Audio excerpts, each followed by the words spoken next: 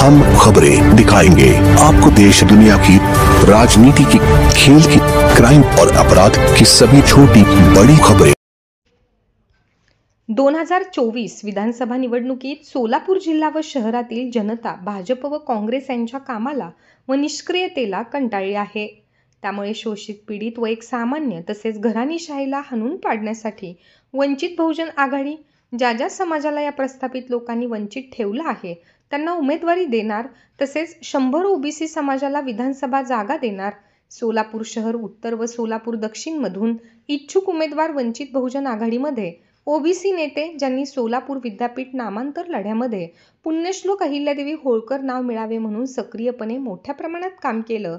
जनगणना 2011च्या व आधार कार्डच्या माध्यमातून सोलापूर जिल्हा व शहरामधून 1000 तरुणांना नोकरीची संधी उपलब्ध करून दिली।